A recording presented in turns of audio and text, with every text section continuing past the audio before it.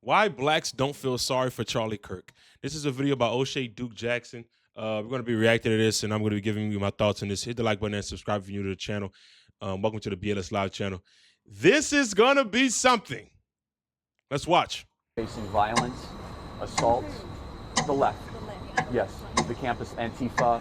I've been stormed out of restaurants. I've been assaulted publicly, multiple death threats. Black people are only 13% of the population, yet they commit 55% of the murders. Why? On September 10, 2025, Charlie Kirk was at Utah Valley State University in Orem, Utah. This was a public appearance, a part of his American comeback tour. And Kirk was standing under a tent, and then all of a sudden, the crowd went into terror. And authorities believe that the shot came from a building approximately 200 yards away. Ultimately, he was hit by a sniper. And after being wounded, he was hospitalized. And later, he was pronounced dead. People thought that they had the shooter, but they didn't. And the shooter is still on the loose. And the conservative right are devastated. Many people across the country are paying their respects to Mr. Charlie Kirk, including President Donald Trump. The White House posted on X, in honor of Charlie Kirk, President Trump is ordering all American flags throughout the U.S. to be lowered to half-mast. And this is what he said verbatim. In honor of Charlie Kirk, a truly great American patriot, I am ordering all American flags throughout the United States lowered to half-mast until Sunday evening at 6 p.m.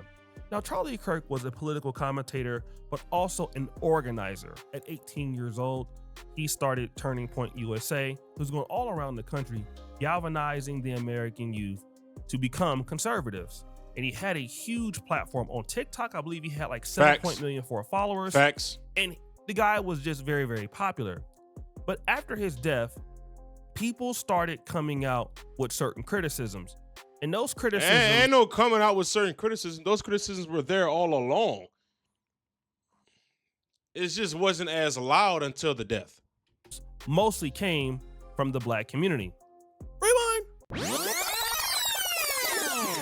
One of the things that Charlie Kirk talked about a lot was the black community gun violence and how violent crimes were in Black America and why that happened. Black people are only 13% of the population, yet they commit 55% of the murders. Why? Because black people tend to be in lower economic statuses. So you think that poverty equals crime? Well, I'm going to tell you one thing I didn't like, and I don't care. I didn't like that he was going to universities with these young people and debating the young people. I wish he would debate more people. Maybe he did. Maybe he did. I wish he debated more people on his level that had an opposite opinion of him. Highly correlated. A lot of studies this is where on we that. Disagree. What an insult to the working poor of this country. So why do you think black people commit more crime, Well, first Charlie of all, Kirk? what percentage of blacks have a father around when they're raised? I'm not sure. 25%. 75% of black youth are raised without a father in the home. 75%. It is the most predictable way to end up in prison, end up as a murderer or a criminal. And why it's do not a you think that's racism a problem? It's not a white supremacy problem. It's a fact that black fathers impregnate women and they don't stay around with the women that they have impregnated. And he was very active in the DeCarlos Brown, Irina Zarazuka case. Remember the young lady from Ukraine that died in North Carolina? And he shared this post, Charlie Kirk did. Will Kane is 100% white. We have been propagandized by liars and fakers in the media to believe that America is a vicious, racist country and indiscriminate attacks on black people by whites happen all the time. But the numbers tell the truth. Blacks' attacks on white people happen 3 times more often than white on black crime, despite blacks being only 13% of the population. Why won't the media people just tell the truth? Why lie when those lies result in innocent people dying? Damn! Now that's very interesting, okay? Not only was Charlie Kirk call out the left, he also called out things concerning black holidays. It's Juneteenth. What exactly is going on here? Well, very few people are willing to actually call this out. From the first time that this was floated as a federal holiday, I am thankful and proud to say on this program we opposed it. This is not about out of many one. No, it's about a certain skin color now gets their own summertime celebration, the exact same thing that happens before NFL games where they play the Black national anthem. This recognition of this as a quote-unquote federal holiday comes right out of the 1619 Project. Look who's most excited that this is a federal holiday. And they're not talking about this as a massive celebration. Oh, wow, look how far blacks have come. It has now become a racial... It's a reminder. So that you never forget. That's what it is. That's what Juneteenth is. It's a reminder holiday.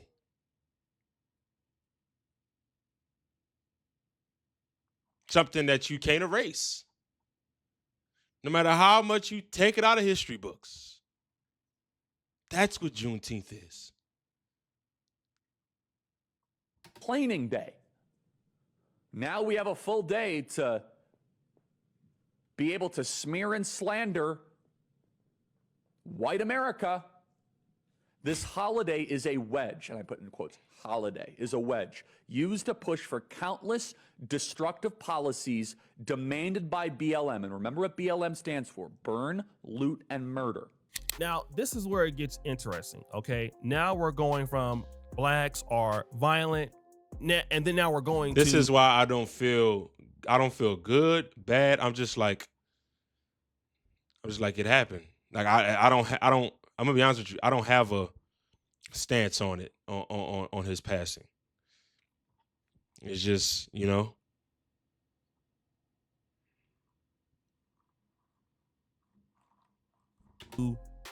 Juneteenth. You don't like the holiday. Now, let me just say this. With a lot of the white conservatives, here's the mistake that they make. Number one, you tell black people, what do they have to lose? That was what Donald Trump was saying. And then it looks hypocritical when you have Charlie Kirk attacking a holiday that was about slavery. So what you're saying is you're attacking a holiday that people are expressing themselves because their ancestors were enslaved. And so now you're saying that it's not a real holiday. I mean, it becomes insensitive. And this is a point that we need to build on. Charlie Kirk, although he does have some relationships or had relationships with black conservatives, he would only have those relationships with you, as it appears, if you felt 100% the way that he did. Every black person you see Charlie Kirk with feels the same way, usually, I would believe, about the black community that he does. That's the only way you're going to become a part of Charlie Kirk's inner circle. He partly owns Turning Point USA, and the blacks there are underneath Charlie Kirk, right? And they have to feel the way that he does, and they have to be able to have these same talking points in order for you to get close to him, okay? Now, if you say this about any other group, it's insensitive. And he was saying this about the black community. Again, if Charlie Kirk felt like this when it came to Juneteenth, it's something that he should have most likely kept to himself, all right? Now, if he talked about black on black crime and these violent crime problems, it's something that we can't really argue with. But now when you're talking about stuff like this, it's cutting to the edge where it is seen as disrespectful, okay? It's just what it is. It's something that he should have just left alone. Of course, what people do is they pander to their group, and then they know that their group obviously feels like this. So when black people hear a white person, a quote unquote white conservative talking like this, they don't like it, all right? And they don't like this person who is saying it, because the number one thing that blacks are gonna believe is, why is he saying this? He doesn't understand the history. Why is he talking like this? Again, this is important. But then, what were Charlie Kirk's views on gun ownership? I can't stand the word empathy. Actually, I think empathy is a made-up new age term that does a lot of damage, but I think it's worth it. I think it's worth to have a cost of, unfortunately, some gun deaths every single year. Number one, Charlie Kirk says here, he doesn't really have time for empathy, doesn't care about empathy, and it's worth violent deaths in America just to have gun ownership. That's what Charlie Kirk says. What's the response? So this is the guy that dead if it was someone else. No. So the young man is basically saying, listen, we understand that he passed. I'm not here to make fun of the fact that he passed. Exactly. I'm not here to do that Charlie either. Kirk himself doesn't have empathy for other people who die to gun violence. It is a cost of doing business. Okay? Now, I'm not here to damage the young man. He was I'm not only here to down talk nobody. 31 years old. He was married. He has a family. For somebody to kill him because of his extreme views, for me, it's disgusting. Exactly. You know, I wouldn't agree. want anybody being killed for their views, even if they're black. Okay. But the reality is that there are people out there who will kill you for your views, no matter what you think. All right. And then at the same time, when you want people to have empathy for your community in your group, and you have evidence of not having empathy for their group, when you pass away, people in this generation, it's not like it was before. Especially with the youth now, disrespecting dead people. We see it in rap music. We see it. People just don't care as much as they used to care back in the day. Like, back in the 90s and 80s, the Bloods and Crips, somebody going and kill their enemy, that would be it. Nobody would go and make a rap song about it and disrespect you. But now people are doing that. All right. So when Charlie Kirk passes away, nobody is going to be thinking about the fact that he's offended. Well, he has 2 kids. He has a wife. He was 30. It's just when you've been insensitive for so long. When you've been insensitive for so long, it's hard for people to be insensitive for you. That's basically what O'Shea Duke Jackson is saying right here, which it is the harsh truth. Just like he was providing his harsh views, that is the harsh truth. He had time to change some of his ideas. He was really changing the world. He was really a political activist for the right. He actually wanted to see the right things. Ain't nobody gonna think about that. People gonna think about it in the ways that they saw him when he was doing it. Like, okay, you didn't care about us, so what do you expect? And I think that the whites out there who are already in big tension under the Irina Zarasuka situation and DeCarlos Brown, the question that the blacks are gonna ask you is, who killed Charlie Kirk? Let's have a real serious conversation. Now, I know that you say blacks are attacking whites in these numbers. I don't know how skewed they are. Who tried to assassinate the president? It wasn't nobody black. Y'all quiet about that. And Charlie Kirk, in Utah Valley State, I can promise you, wasn't no brothers out there. Okay, and that just goes to show you that despite all of his commentary, that black people took it and took it in stride. They might not have liked it, but no black person said, "Let me go and shoot you for what you got to say." There are other whites online that are just disrespectful towards blacks, and nobody goes and shoot them. Okay. Same thing with people like Fresh and Fit and Myron, and that's why he's like, hiding out right now. Nobody black is gonna go and just shoot them. They might beat them up or something like that, or want to fight them, but nobody's gonna shoot you. But that's not the case when you look at when whites decide that somebody has to go on the left or the right. That's a little bit different. Okay. Yes, we can most likely say that this shooter was a white person. And at the whole time, this guy was going around talking about how violent blacks were. We're gonna be honest about the real violence around the world and who man, wow, perpetuated it around the world for centuries at a time. Okay, and since white people want to talk about how violent blacks are, I gotta ask you a question: who do we learn it from? Woo! You see, the issue that whites try to do is to separate their bad behaviors from what they taught blacks. Everything we learned or know from broken English, from everything in America, good or bad, okay? We've learned it from you, okay? And whatever situations you put us in, and then that became a reality for us, yes, unfortunately, we kept those things up, the bad things. Now you want to say you tired of us. Now you want to say you tired of what we become. Well, the reality is that, see, what you taught us, you can't get away from. And that's the problem. You see? Now, what happened to us is now what you're also dealing with within your own community. And again, yes, blacks are violent and blacks have problems, but blacks are not killing the significant figures on the right or trying to assassinate presidents or political figures in America. We don't do that. So why don't y'all put the emphasis on where it needs to be? Where is the accountability for y'all? You want to do a race war? You want to do a riot war against the blacks because things are happening? Well, who has been your problem the whole entire time? It ain't been blacks. If you really want to be honest, what you would say is the liberal left, right? It's other white people. That's always been the issue in white America. It's never been black America because y'all always had that on lock. Both the white conservatives and white liberals have reduced blacks to where they're not a threat to you, a real threat. It's a talking point. You know who the threat is. The guys who own the businesses, the guys who own the big corporations, and the left owns a lot.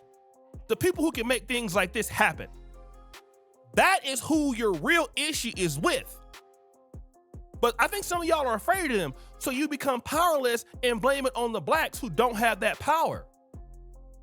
Charlie Kirk went around talking about black dysfunction, and black people were not responsible for his death. It's unfortunate it happened to him, but who are your real issues there? And it's not us. We've been neutralized as a community against whites. It's been over a long time ago. That was the whole plan, and you got successful with it. But the problem is, now you have other issues coming in the country. That ain't got nothing to do with us, but we are a punching bag for y'all. Until now, you can't get out of it this time. So guys, what do you think? It's your boy, O'Shea Duke Jack. I think you went absolutely fair to where I didn't even have to commentate any of this video. Wow, that video is incredible. I'm about to go to the comment section. Let's go to the new ones.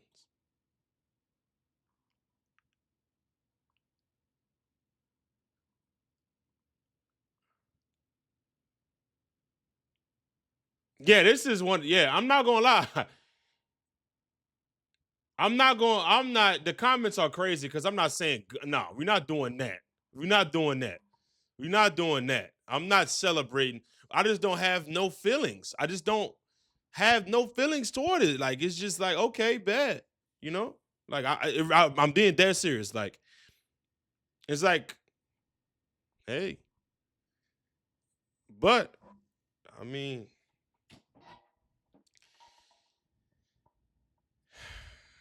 some of your rhetoric is crazy that all I'm going to say is this. It is crazy how powerful words are.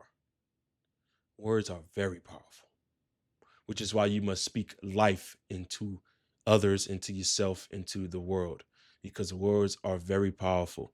Some of the words that he said is some of the same words that he passed away from. And it's crazy that his last words were gang violence, like gun violence and gang violence was like some of his last words. It's just, bro, words are very, very powerful. They are. And now a man has lost his life. It's crazy, man. You just gotta be careful out here. It's a wicked world. Great video, O'Shea Duke Jackson. I don't have much commentary to say, man.